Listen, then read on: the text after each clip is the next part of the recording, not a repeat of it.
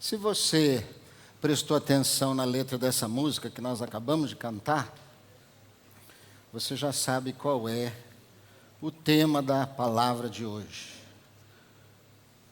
Conhecer o Deus soberano.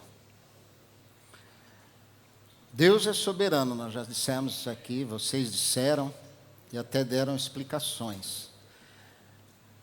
Depois que eu pregar, se você tiver uma explicação melhor, você vem me falar, tá? Para eu aprender. Conhecer o Deus soberano. Vamos começar lendo João 17, versículo 3 e versículos 25 e 26. João 17, 3, 25 e 26. E a vida eterna é esta: que te conheçam a ti como o único Deus verdadeiro e a Jesus Cristo, aquele que tu enviaste. Pai justo, o mundo não te conheceu, eu, porém, te conheci, e também estes compreenderam que tu me enviaste. Eu lhes fiz conhecer o teu nome, e ainda o farei conhecer, a fim de que o amor com que me amaste esteja neles, e eu neles esteja.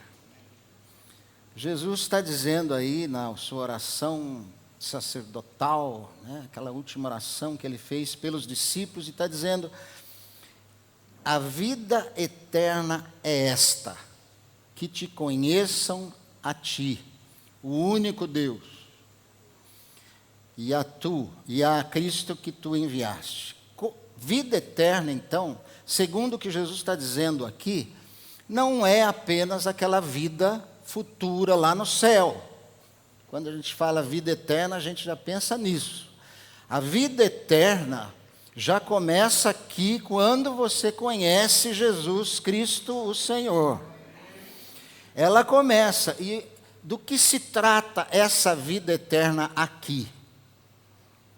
Não é aproveitar as bênçãos apenas, mas muito mais conhecer a Deus.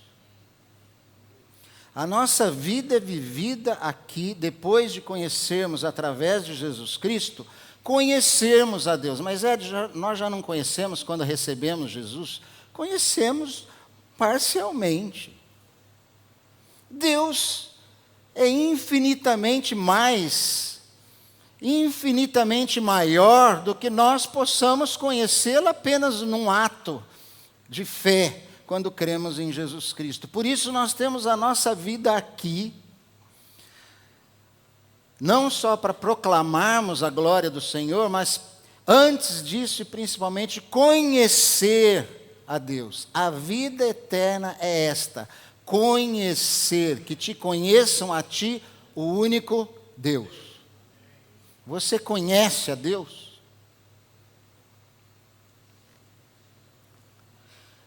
Viver aqui, nesse reino, é viver para conhecer e servir o Rei. Viver nesse reino é conhecer a Deus. E conhecer a Deus não é algo tão simples. Não é. Precisa de tempo, precisa de convivência, precisa de comunhão, precisa de palavra, precisa de oração, precisa de jejum, precisa de compromisso, precisa de temor, precisa de tribulações, precisa de fé, precisa de louvor genuíno, precisa de adoração verdadeira, precisa de dedicação, precisa de serviço, precisa colocá-lo em primeiro lugar, como prioridade da nossa vida. Se não for assim, nós não chegaremos a conhecer nenhum tiquinho do nosso Deus, porque Deus é grande. E quanto mais o conhecemos, mais conhecemos a sua vontade para aceitá-la e obedecê-la. Essa é a vida eterna aqui. Então, quem é o nosso Deus? Quem é o nosso Deus? E eu vou basear em alguns versículos de Isaías. Eu tenho ficado cada vez mais apaixonado por Isaías, cada vez mais fã do livro do profeta Isaías. Além dele ser um livro que fala muito a respeito de Jesus, profecias maravilhosas, fala muito a respeito de Deus, de quem é Deus. Ele ainda, além disso, para a gente que gosta, ele é um livro poético, ele tem uma linguagem fantástica. É muito bom ler Isaías, eu recomendo. Se você está aí querendo ler a Bíblia, não sabe onde ler, leia Isaías. Começa amanhã, hoje. Então, eu quero basear numa explicação que o próprio Deus dá de si mesmo. Porque Deus fala muito através de Isaías. Aí em Isaías capítulo 46, de 8 a 11, onde Deus fala a respeito de si mesmo. E ele diz o seguinte: lembrai-vos disto e tende ânimo. Tomai-o a sério, ó prevaricadores. Essa palavra quer dizer pecadores, rebeldes.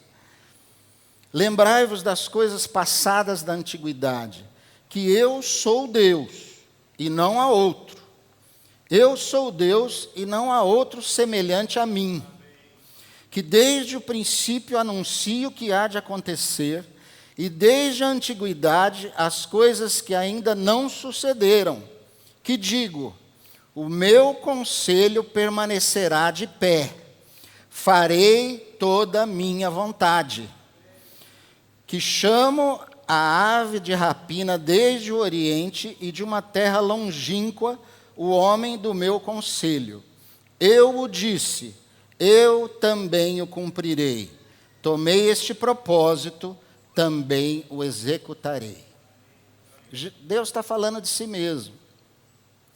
E a primeira coisa aí que a gente vê, e ele repete várias vezes, e aqui nesse capítulo 46, ele repete muitas vezes, ele diz, eu sou Deus, e não há outro. Você pode dizer isso? Deus é Deus, e não há outro. Eu sou Deus, e não há outro semelhante a mim. Ele está dizendo isso.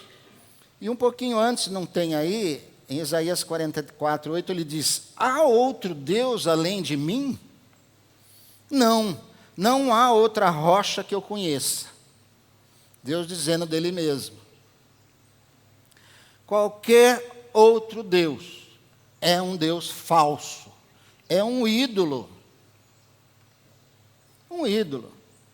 E Isaías 46, um pouco antes, no versículos 6 e 7, Deus falando sobre os ídolos, ele diz assim, os que gastam o ouro da bolsa e pesam a prata nas balanças, quer dizer, pessoas que têm dinheiro, assalariam o ourives para que faça um Deus, e diante deste se prostram e se inclinam. Sobre os ombros o tomam, levam-no e põem no seu lugar, e ali ele fica. Do seu lugar não se move. Recorrem a ele, mas nenhuma resposta ele dá, e a ninguém livra da sua tribulação. Ou seja, assim Deus descreve o ídolo, até com um pouco de humor, né? Num tom meio de zombaria, uma imagem esculpida por um artífice, sem vida e sem poder para fazer qualquer coisa pelos seus adoradores. Qualquer outro Deus, seja imagem ou não, que você coloque na sua vida, é um Deus falso. E se chama ídolo. Não há outro Deus, diz Deus. Eu sou o único Deus. Primeira coisa. Segundo, Deus é criador. É o criador de todas as coisas, de tudo que há. Ele fez tudo. Ele é o dono de tudo porque ele fez tudo. E por isso ele não divide a sua glória com ninguém. E ele é que sustenta todas as coisas. Tudo ele mantém funcionando perfeitamente no universo. E embora o homem insista em destruir as coisas por sua ambição e por seu egoísmo, Deus mantém todas as coisas funcionando porque Ele as fez e Ele as conhece. No capítulo 45 de Isaías 12 diz: eu fiz a terra e criei nela o homem. As minhas mãos estenderam os céus e a todos os seus exércitos dei as minhas ordens. Veja aí Deus já dando um sinal, de que nós vamos falar já já, da sua soberania. Ele estendeu os céus, os seus exércitos, tudo que tem no universo, e fez o quê? Deu as suas ordens. Deus é que deu as ordens para tudo isso. Por isso que lá em Isaías 40, de novo, diz que Ele chama todas as estrelas pelo seu nome e nenhuma delas vem a faltar. Porque Ele já deu ordem aos exércitos do céu. Louvado seja Deus. Terceiro, Deus é eterno. O que isso quer dizer? Isso também não é fácil de nós, seres limitados, terrenos, entendermos que Deus é eterno. Deus sempre existiu. Sempre. E sempre existirá. Ele é ontem, Ele é hoje e Ele é eternamente no futuro. Ele já estava lá quando nada existia. Ele está aqui hoje ouvindo os nossos louvores, vendo o que nós estamos pensando e nos acompanhando na nossa vida. E Ele estará lá na frente, no futuro, na eternidade, onde vamos habitar com Ele. Ele passeia pela eternidade. Eu não sei você, eu gosto de filme de ficção, né? E muito filme que aparece de ficção é aqueles que eles viajam pelo tempo. Aquilo para nós é ficção, para Deus não é. Ele nem precisa de uma máquina do tempo. Ele passeia pela eternidade, ele sabe, ele vê o que estava acontecendo, o que aconteceu lá, ele vê hoje, ele vê o que acontece amanhã. Por isso é que no versículo 10 da passagem que nós lemos de Isaías 46, diz o seguinte: desde o princípio anuncio o que há de acontecer, e desde a antiguidade as coisas que ainda não sucederam. Quem pode fazer isso? Você pode. Deus pode. Ele anuncia as coisas que ainda não aconteceram.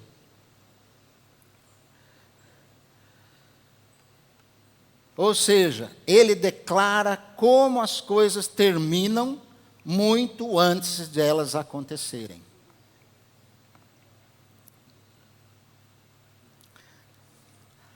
E no versículo 9 ele já tinha dito: lembrai das coisas passadas da antiguidade. Ele está dizendo para o povo dele: escuta, vejam o que já aconteceu, lembrem-se das coisas que aconteceram e que eu já fiz no passado.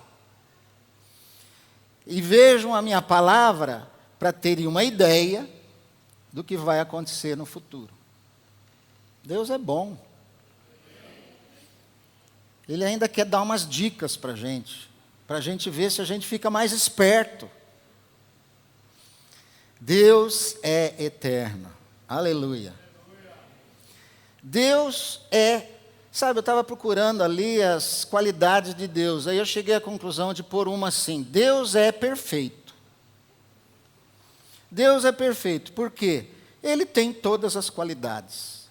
Todas as virtudes que você puder citar, Deus tem. Deus é santo, sábio, justo, misericordioso, compassivo, tremendo, belo, fiel, gracioso, bom, todo-poderoso, onipresente, onisciente, longânimo, amoroso, protetor e reticências. Por isso que ali eu pus ele tem todas as qualidades e virtudes e 3 pontinhos. Porque você poderia ficar o resto do dia falando das virtudes de Deus. Porque Deus é perfeito. Não há nele nenhuma sombra, nada que não possa ser admirado. Mas aí nós chegamos no ponto da nossa palavra que eu quero destacar. Acima de tudo, Deus é soberano. Deus é soberano.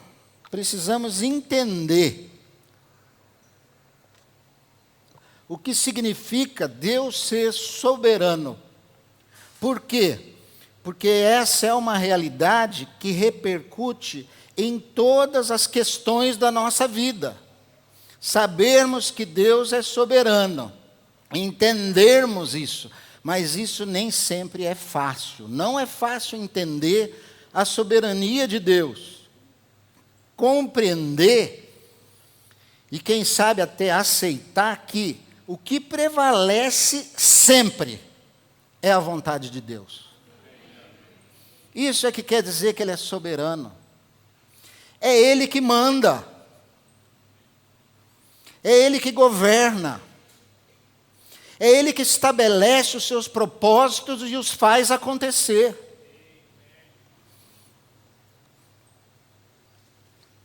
Compreender que o que prevalece sempre é a vontade de Deus. Olha lá na passagem que lemos no versículo 10. O meu conselho permanecerá de pé. Farei toda a minha vontade. E depois, mais lá na frente, eu o disse, eu também o cumprirei. Tomei este propósito, também o executarei. Os propósitos que Deus toma para si, Ele executa. Deus tem a autoridade.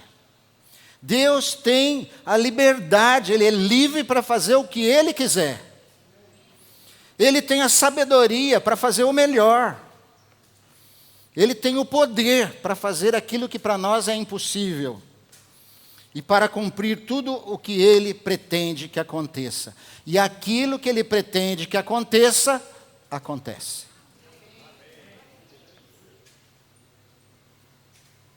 Isso significa que Deus planeja e governa todas as coisas.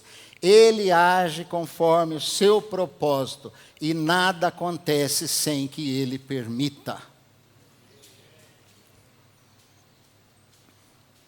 Ele é soberano sobre o mundo ao nosso redor, sobre as coisas que acontecem. Lembra-se que Jesus disse em Mateus que não cai nenhum pardal do céu sem que Deus permita? Esses dias eu estava passando, caminhando, não era um pardal, era uma pombinha, filhote que caiu assim e saiu pulando com medo de mim. Eu pensei, essa pombinha caiu porque Deus permitiu. Lembra da história de Jonas? É uma história interessante. Deus faz um peixe engolir ele. Depois faz uma planta nascer para fazer sombra para ele. E depois faz um verme comer a planta para ela morrer. Deus comanda tudo. Ele comanda o verme. Ele falou, verme, vai lá agora e come aquela planta. Aí você podia dizer, isso é do diabo. Um verme. Mas ele foi obedecendo à soberania de Deus. Lembra o que Jesus fez com o mar e o vento? Acalmem-se. E a tempestade parou. Ele é soberano sobre tudo ao nosso redor. Precisamos entender que Deus é soberano sobre nós e sobre a história humana. Deus é soberano na história humana. A passagem que lemos tem uma parte que a gente fica em dúvida do que aquilo quer dizer. Quando ele diz no 46:11, diz assim: que chamo a ave de rapina desde o Oriente e de uma terra longínqua o homem do meu conselho. O que é isso? Isso aqui é Deus agindo na história humana e usando os homens. Quando ele fala de a ave de rapina, aqui em outra tradução diz a águia. A águia era o símbolo do reino persa, o símbolo do rei Ciro. E aqui ele diz que a águia chamou a ave de rapina lá do Oriente, de uma terra longínqua, o homem do conselho dele. E disse: eu também o cumprirei, tomei esse propósito, também o executarei. O que Deus fez? Usou Ciro, um homem que não era judeu, não era do povo judeu, vir e libertar o povo do jugo da Babilônia. Ciro veio e derrubou aquele império que era invencível, que era grande, tremendo, o império babilônico. Deus levanta um homem de um outro país distante, que não tinha nada que ver com o povo judeu, para vir e derrubar a Babilônia e libertar o povo dele do cativeiro. Deus domina sobre os governantes. Daniel diz isso, ele estabelece reis e remove reis. Ele estabelece presidentes e remove presidentes. Precisamos entender a soberania de Deus. Lembram-se do sonho de Nabucodonosor? Da grande estátua que Daniel pôde interpretar.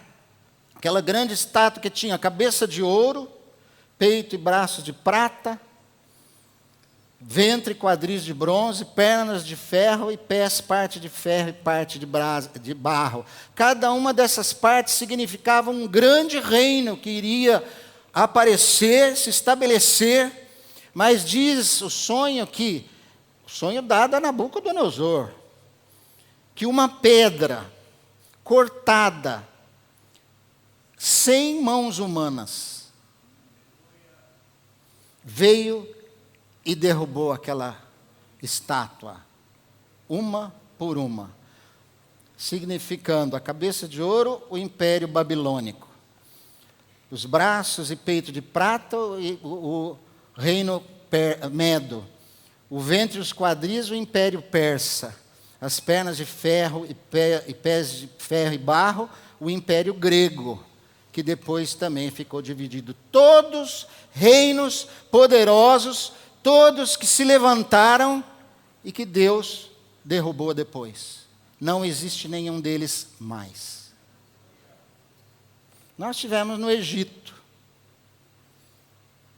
o grande Egito. Se você já visitou o Egito, o que você viu lá? Ruínas.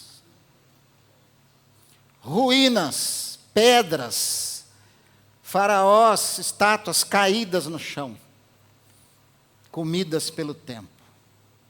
É Deus quem governa as nações. E eu quero dizer para você agora, numa boa,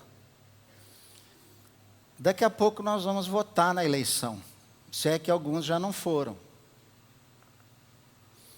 Mas não tenha a ilusão de que nós, meros seres humanos, seremos a causa decisiva de quem vai governar essa nação. Se nós entendêssemos isso, a igreja em peso estaria aqui hoje, porque muitos não vieram para votar. Muito mais importante estarmos aqui do que irmos votar. Precisamos ir votar, é importante. Mas quem vai estabelecer o nosso novo presidente é Deus. Deveríamos estar todos aqui orando a Deus, pedindo a Deus, para que Ele coloque lá alguém que faça o bem para esse país. E olha, não importa quem seja o próximo presidente, ele não será soberano. Ele será governado. E por isso é que devemos orar por ele, pelas autoridades, para que possamos viver vida tranquila e mansa, como diz lá na carta de 1 Timóteo. Agora, a soberania de Deus é uma verdade que nos confronta com uma escolha que devemos enfrentar. Vamos aceitar a sua vontade? Vamos louvá-lo porque ele é soberano? Ou vamos endurecer o nosso coração e resistir à sua vontade quando ela não combinar com a nossa?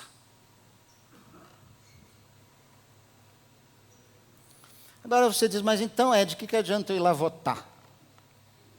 Se Deus é que vai. A soberania de Deus não elimina a nossa responsabilidade diante das nossas escolhas, diante das nossas decisões. As duas coisas existem conjuntamente. Deus cumpre seus planos através de nós. Em nenhuma parte da Bíblia somos encorajados a ser passivos e inertes. Nenhuma. Mas somos culpados pelas nossas transgressões e louváveis pela nossa obediência. Então, o teu ato de votar hoje é um ato de obediência a Deus, é um ato de fé. Você sabe que não é você que vai decidir, mas Deus vai estar lá com você naquele momento, ninguém vai estar com você, é você e Ele. E aquilo deve ser um ato de fé, uma escolha que louve o nome dEle, seja ela qual for. Seja uma escolha motivada por amor e não por ódio.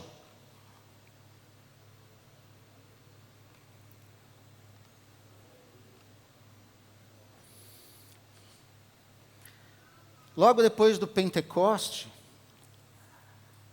Pedro pregou para aquele povo. E ele diz lá em Atos 2, 22 e 23. Varões israelitas, atendei a estas palavras. Jesus o Nazareno, varão aprovado por Deus diante de vós com milagres, prodígios e sinais, os quais o próprio Deus realizou por intermédio dele entre vós, como vós mesmos sabeis. Preste atenção agora. Sendo este entregue pelo determinado desígnio e presciência de Deus, vós o matastes, crucificando-o por mãos de iníquos. As duas coisas aqui estão presentes. A presciência e vontade de Deus. E a culpa daqueles que o mataram.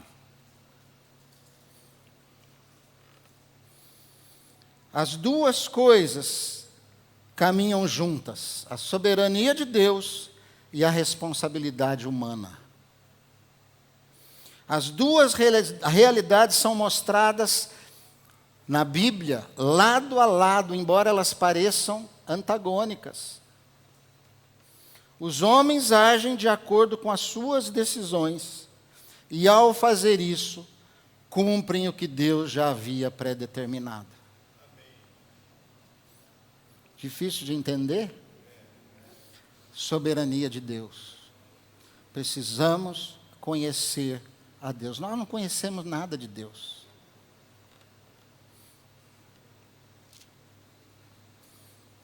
Agora alegrem-se.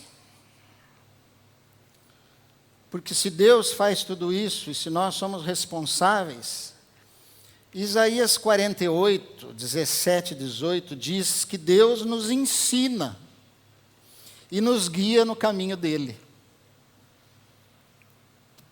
Por isso que nós precisamos orar.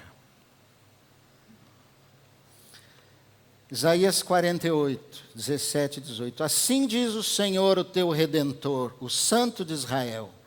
Eu, o Senhor, o teu Deus, que te ensina o que é útil e te guia pelo caminho em que deves andar. Ah, se tivesses dado ouvidos aos meus mandamentos, então seria a tua paz como um rio e a tua justiça como as ondas do mar. Deus está dizendo, olha, eu ensino você, eu te guio no caminho que você deve andar. Agora, se você não seguir isso, se você não conhece a minha vontade, se você conhecesse, a tua paz seria como um rio, e a tua justiça como as ondas do mar. Você quer paz? Você quer justiça? Conheça e deixe-se ser ensinado por Deus. 1 João, agora eu vou lá para o apóstolo João, capítulo 2, versículo 20 e o versículo 27, diz o seguinte, olha que coisa maravilhosa. Você é cristão? Você recebeu Jesus na sua vida? Você tem fé? Você é filho de Deus? Olha o que João diz. E vós possuís unção que vem do Santo. E todos tendes conhecimento. Quanto a vós outros, a unção que dele recebestes permanece em vós, e não tendes necessidade de que alguém vos ensine. Você é capaz de tomar a sua decisão pela unção que você tem, pelo Espírito Santo de Deus que está em você. Você tem a capacidade de tomar a decisão correta. Mas, como a sua unção vos ensina a respeito de todas as coisas, e é verdadeira e não falsa, permanecei nele, como também ela vos ensinou. Como essa unção, como o Espírito nos ensina que devemos permanecer em Deus. Amém? Vocês estão entendendo o que a palavra está dizendo a respeito desse dia e da nossa atitude diante desse dia? Eu orei muito por essa palavra. Orei muito mesmo. Pedindo a Deus, Deus, dá-nos instrução a respeito de tudo que está acontecendo. Pedi oração para várias pessoas que ficaram orando durante essas 2 últimas semanas. E Deus me deu isso. Deus é soberano. E nós somos responsáveis pelas nossas escolhas e decisões. A nossa parte é fazer a vontade de Deus. Jesus já nos deu a conhecer a Deus. Ele o revelou a nós. Ele é a expressão exata de Deus. Ele nos trouxe a sua mensagem. Em nossa pequenez, não somos capazes de compreender totalmente a Deus. Tudo o que Ele é, isso nós vamos aprendendo com as experiências que temos com Ele. Nós possuímos uma unção que vem dEle. É o seu Espírito Santo que habita em nós, que nos ensina as coisas, para que possamos fazer as escolhas certas. As escolhas certas são aquelas que estão dentro da vontade soberana do Pai. E por isso, eu termino essa palavra lendo aquele primeiro versículo que Jesus fala na sua oração. A vida eterna é esta, que conheçamos a Deus como o único Deus verdadeiro e a Jesus Cristo a quem Ele enviou. Que conheçamos a Deus como Deus soberano que faz toda a sua vontade. Podemos, assim, estar tranquilos, em paz, sossegados, porque a vitória pertence a Deus e nenhum dos seus propósitos serão frustrados. Em nome de Jesus. Amém.